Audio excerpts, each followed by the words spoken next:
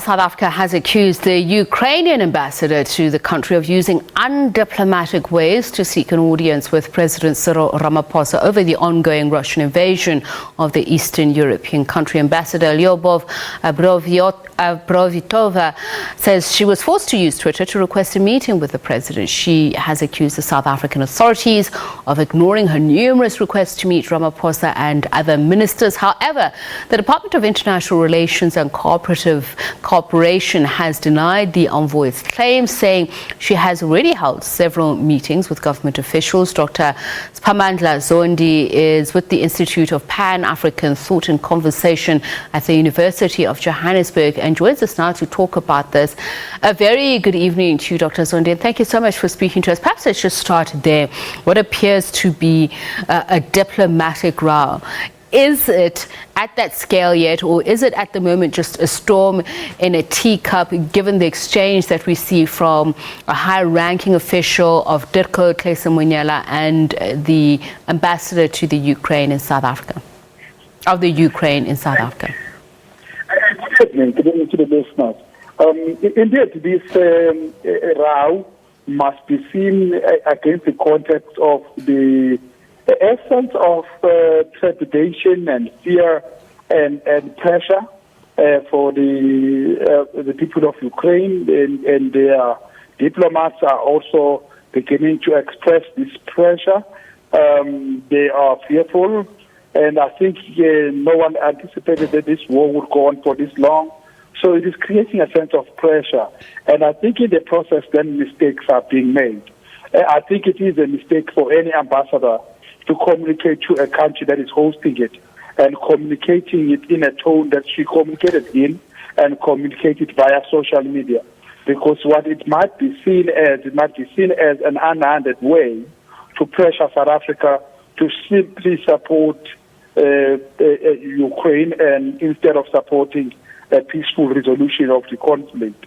It might also be seen as an attempt to drive a wedge between South Africa and the South African government and its population, and perhaps engineer a color revolution in South Africa. And I'd like to just latch on. It is what is said about it.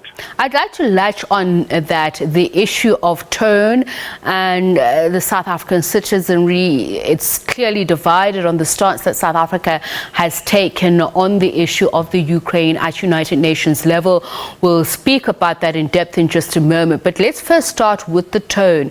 The ambassador of the Ukraine to South Africa saying on Twitter that even though Klesemunyela says we have made a request to the president, even though you've met several high-ranking officials, the ambassador then adds, I insist on an audience with different ministers. Is that against the legislation in South Africa? Your thoughts on that? But it's really about good neighborliness. You don't come into my house and insist on meeting the people that you want to meet, because you are then suggesting that you don't regard all the rest of the officials as important. You only regard the ones with you. In diplomatic circles, you don't choose who you meet in the home that receives you.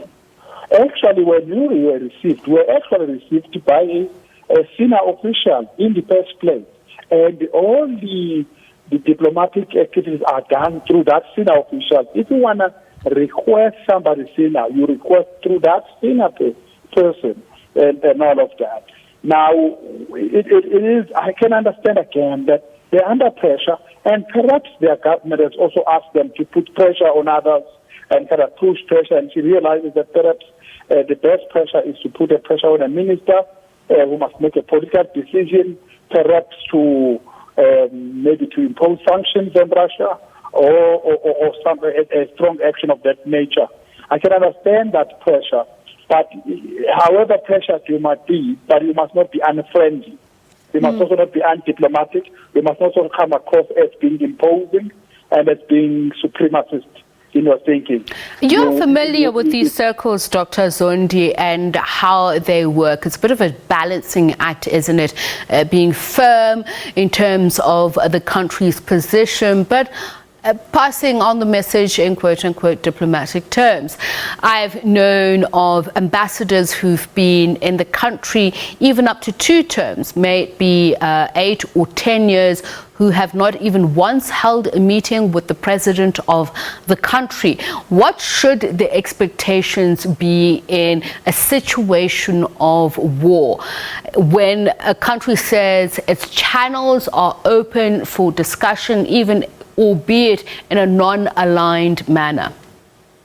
Yes, definitely. And that is why Clayton Munyena's response there was, but you, Ambassador, I have met the senior official, even named the senior official as the chief director, very senior official. You have met them 3 times or something of that nature. So that's what diplomatic channels allow for. You meet the president directly. I know for the record as well, and he mentioned it there as well, that the president has already indicated interest in meeting in talking on the phone with Zelensky. Now, how higher can you go? Why does the ambassador want to be the one who meets the president instead of the president meeting another president? That's an impression that gets created. But again, I must say, they are under pressure. They've been asked to mobilize support.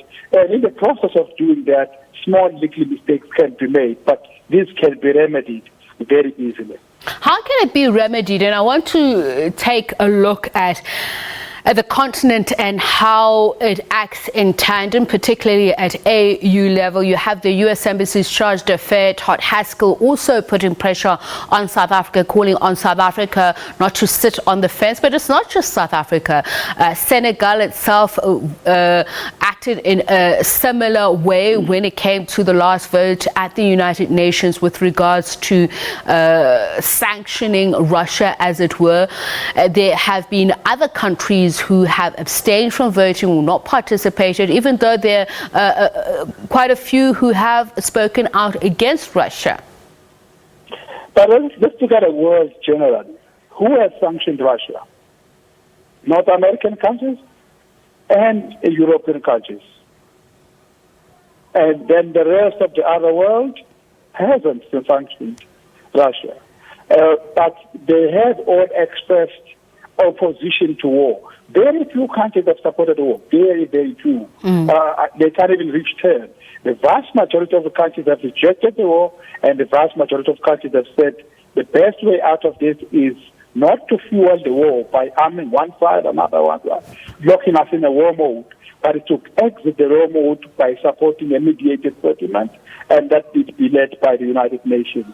That is not sitting on the fence. That is to sit on the side of peace, from where I stand. Because there are those who want everybody to sit on the side of war. And the assumption that if you increase the number of states that join the war on the side of Ukraine, that will end the war. It doesn't help. It will simply perpetuate and continue the war, because you join a war, you cannot fully join, because we cannot send army, we cannot send our soldiers into Ukraine. Even if we were to say we support it, the Europeans can't do it themselves. So what's the point? You're simply putting Ukraine into harm's way. Deeper into this conflict, and it's the biggest loser the more conflict goes. Before we run out of time, we've seen President Zelensky address the British Parliament, Canadian legislative officials in the US as well. And I'd like to use the US as an example. There seems to be an impression that is created in some quarters that everybody is, there's consensus on how the US is handling the matter, how Europe is dealing with the matter, how the United Nations is doing that. But the point I'm making is that there isn't 100% agreement in all of these quarters on how to approach the issue. So if President Zelensky says he wants to meet the African Union, what are the expectations? Is the African Union going to act as a united front? And is it expected to wholesale agree with what he's saying, or how best can the AU play a constructive role in this matter? It is also good for President Zelensky to engage the Africans and address them directly and talk to them. part of what they might ask is, this has gone on for 6 weeks and you've been to a number of European and Western states and you're coming to us last. Why come to us last? Why didn't you come to us when we had African citizens being mistreated in Ukraine? We would be engaged on things because a lot of Africans think there's a racial cleavage happening here, which privileges the suffering of white people over the suffering of the people of Yemen, of Somalia right now, of Libya, of Iran, of Iraq, and other places. And secondly, there is no unanimity about how the West is dealing with it generally, but now the U.S. itself, its initial position was that it was an express position. If Russia attacks Ukraine, we will support Ukraine, we will defend Ukraine, and we do that. And when it happened, and I think Ukraine expected the U.S. to do it, it didn't. Instead, it sent arms. Who must operate the arms? The Ukrainians too. So as a sense that there's a sense of betrayal on the side of Ukraine, that those who said they would support us, they aren't actually supporting us as full as it is, which is why it's been, in those addresses to Parliament, it's a bit exasperated. It's asked very specifically for a no-fly zone.